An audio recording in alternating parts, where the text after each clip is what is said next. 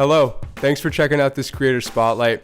My name is Raunak, and today I had the pleasure of sitting down with Coley Gaffney. Coley's the founder of Soulberri, a smoothie shop in her hometown of Brigantine, New Jersey. She's also been a contestant on the Food Network Star and even has her own blog where you can find amazing, delicious recipes at coleycooks.com. Coley and I sat down today and we chatted about how she's built a following online and how that following and using the web, she's launched multiple successful businesses. I really hope you enjoy our conversation today.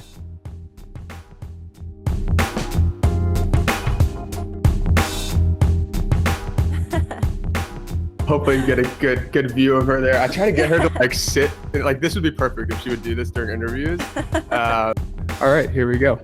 So Coley, tell me how you got started in the food and drink space.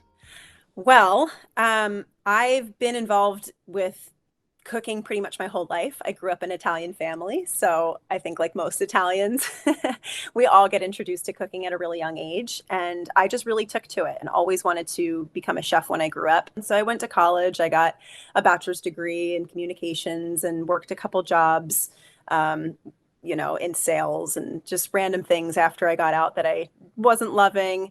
I had always worked in the food and beverage industry and restaurants, really since my very first job scooping ice cream at Baskin-Robbins.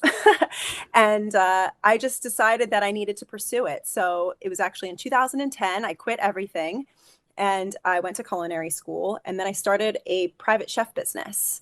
And that summer I just started going and cooking at people's homes. I live at the Jersey Shore, so we get a huge influx of people here in the summertime. So I found myself just like obscenely busy in the summer and unable to enjoy anything. And then it was like crickets in the winter. And I have always been a fan of food blogs and wanted to start one as just kind of a hobby in my downtime. And it was a really nice outlet for me to really focus on the food that I love to cook, because as a private chef, so often you're cooking for other people's tastes and dietary preferences. I worked with tons of clients who, had different food allergies or different dietary restrictions or illnesses. So being kind of stuck in those boxes made me feel really restricted. And my blog was an outlet for me to just be creative and talk about the food that really inspired me and got me excited. And it was right around maybe a year or two after I had started my blog that I went on the TV show, The Next Food Network Star. And that opened up a lot of doors for me. So it was at that point, maybe 6 months or so after the show had ended, I had stopped doing catering and personal chefing altogether and was focusing on blogging. I started my YouTube channel, and it's kind of been, all uphill from there ever since. So. What's an average day look like for you now that you are running your own business? You have a blog, you have a cookbook that's out. Mm-hmm. What does an average day look like for you? The cool thing about what I do and being involved in so many different projects is that every day is a little bit different. So to give you an idea, I try to wake up around 7-ish, depending on the day. I like to work out. I like to have my coffee, kind of check emails, sort of, just check social media, the normal stuff. I like to get a good workout in. And then usually by around 10 o'clock or so, I settle in and do some work on my blog. Then in the summertime, I have the smoothie shop. So we might have a meeting with all of the managers, or I might pop over there just to check and see how things are going. Maybe make a trip to the grocery store to pick up what I need for dinner later. And then usually I try to do my food photography later in the day. One, because the lighting's better. And then two, because it's usually what we're having for dinner. So it works out pretty well then. And I also do quite a bit of work for QVC. I represent two different companies, Australis, who has barramundi sea bass and sea scallops, and then also greenhead lobster. I represent both of them on air.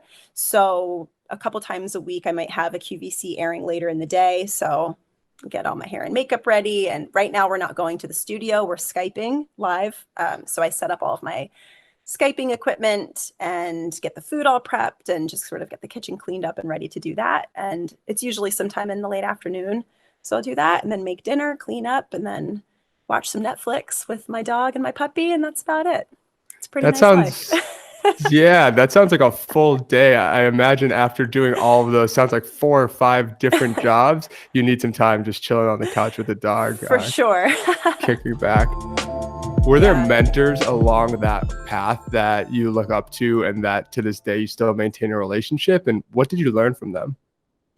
Yeah, actually, I would say Bobby Flay has been a bit of a mentor to me. I met him on the set of Food Network Star. He was one of our judges, and he actually has a restaurant in Atlantic City, which is 5 minutes from me in one of the casinos. So he comes here to do events every so often. So I would go to his events, and eventually we developed a bit of a friendship. And he's given me so much great advice. He's been really great about just sort of talking me through different things and explaining the industry to me more and kind of pulling back the curtain a little bit. And he's been a great friend and a great mentor, and I look up to him a lot. I mean, when it comes to celebrity chefs, I don't know if there's anyone much bigger than Bobby. So What's a tip of advice you'd give to someone that's in your position, let's say where you were at in 2010, mhm. where they have a passion and they really believe they can make something out of it? What's a tip of advice you would give them to make that leap and go for it? um, trust that you can do it as long as you work your ass off. You just have to work really, really hard. And if you never stop learning and you're always open to changing and shifting things based on what you see and what happens and the feedback that you get from people, I just think you have to work really, really hard. Right. And when you post your content, how do you decide which platforms to use or where you're going to get the best engagement? Does it vary day to day, season to season, year to year? How do you make that sort of a decision? When I post up pictures and things like that on Instagram, it's essentially just to try and get people to go back to my blog and to sort of transfer them over there. Pinterest has been really big for me. Pinterest gives me a ton of traffic onto my blog. So Pinterest has been a big focus for me. So yeah, I think I really just look at the return on investment and try to figure out from there what makes the most sense for me to spend my time on. And for folks that have these hobbies and they think they have a skill, but they might not understand the business level of that, could you Mhm. explain about when you mentioned return on investment? Is it that you're driving traffic to your blog and then there's ad revenue coming, or they're purchasing your book from your blog? What does that actually look like in execution? Exactly. So for me right now, it's mostly getting traffic to my blog because that's how I'm making money. I'm getting mostly ad revenue. So the more traffic that I can get to my blog, the better. And then when it comes to working with different brands and getting sponsorships, they just want to see that you have a big following. They want to know that you're getting a certain amount of page views per month, or that you have a certain amount of followers on social media. And they're also really looking at engagement too. So um, for me, traffic and just building my following and getting exposed to more people is pretty much the main goal across the board. Are there particular blogs that you follow and that inspire the type of content that you look to put out there? Yeah, definitely. I mean, I started blogging because I was such a big fan of blogs. Um, there's so many big ones that a lot of people know. Smitten Kitchen, Deb, she just everything she posts looks so good. I feel like we have the same exact taste in food. So she's constantly inspiring me. And Half Baked Harvest, which is run by Tegan Gerard, her photography is just so beautiful and artistic. It's been really inspiring to me with my own food photography, which has been such a journey. If you look at the pictures I was taking 10 years ago, they're bad compared to what I'm doing now. And I'm constantly just learning new techniques and for food styling and with lighting and everything. It's cool to look at what other people are doing and just kind of be artistically inspired by that. What resources do you use to learn? Let's take the lighting and photography example. Are there Mhm. online courses, or do you reach out to these bloggers that inspire you and ask for tips? How do you actually start developing those skills once you start getting your feet wet? Great question. There is a blog called Pinch of Yum, they're one of my favorites. Great recipes, but they also have blogging resources for people who are looking to become food bloggers. And one in particular is they have an entire other sister company called Food Blogger Pro. And like, let this just be a glowing endorsement for Food Blogger Pro to anybody who is looking to get started with food blogging. Just like, before you do anything else, sign up for Food Blogger Pro because it is so informative. They just have an incredible amount of tutorials. There's message boards where you can talk to other bloggers and get really great expert advice. I cannot speak highly enough about Food Blogger Pro. It's helped me out so much. But Pinch of Yum also has a food photography course. And that's one of the first courses that I took when I started really getting serious about blogging and food photography. And Lindsay, who's the creator of it, she just breaks everything down in such an easy to understand way that just made it so easy for me to get started to learn about food photography and really get in there and practice. Because if you're not practicing, you're never going to learn anything. Right. Those are great resources for up and coming food and drink creators and influencers to check out. So really appreciate you sharing that. Yeah. You're currently doing so much. You have the blog, you have QVC, your cookbook is out, and I know summer's winding up, so the smoothie shop is closing. What is next for you in the short term, around the next 1 year? Are there any larger projects you're working on that you're looking forward to sharing? Yeah, this one's more on a personal level, but my husband and I are building a house. So, Wow. yeah, my husband's an architect and a builder, and this has been a dream of ours for a really long time. And we bought a lot, like a little plot of land on the water last year, and we've just been in the design process and the saving process because it's not cheap.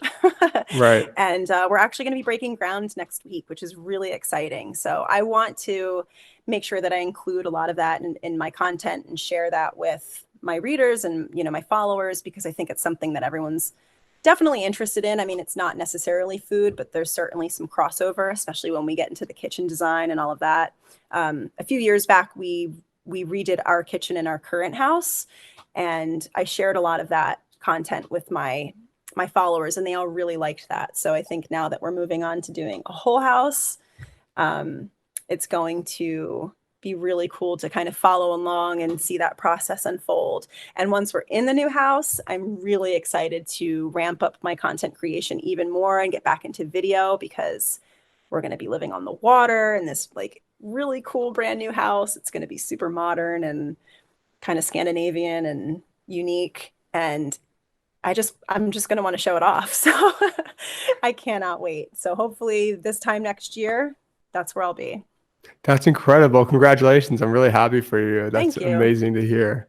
Thanks. And Super one excited. last question here. If you could have one meal, so your sort of last meal, what would that be? Oh, this is like my least favorite question. Saved it for last. I know there's so many things that I love.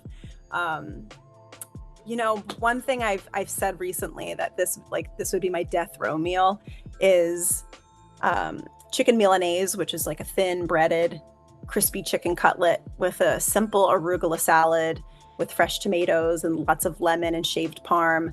But like, now that I'm thinking about that, it sounds kind of boring. Like, who wants to eat a salad for their last meal? So Right. I don't know. Maybe it would be like a really good burger and fries. You kind of can't go wrong with that. Right. Maybe you can have a burger with a salad on the side, get the best of both worlds. Yeah, I mean, let's just cut the salad out altogether. If it's going to be my last meal, like, give me the milkshake, give me the martini, give me everything. I love it. That's amazing. Coley, thank you so much for your time today. It was a pleasure chatting with you. Oh, likewise. Thanks for having me. This is really fun. For sure. Cool.